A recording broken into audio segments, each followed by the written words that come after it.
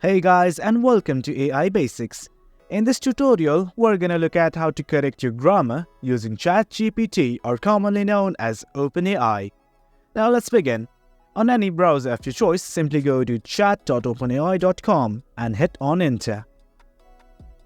Now I have already logged in. If you have not, do log in right now.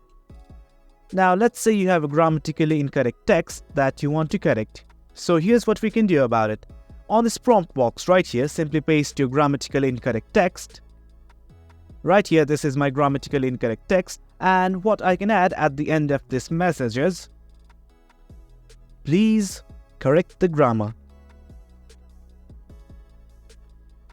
After entering this, you can simply hit on enter or click on this button that says send message.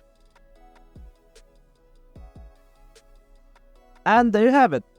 That's how you correct your grammar using ChatGPT. If you are not satisfied with it, you can again regenerate it using this button that says regenerate.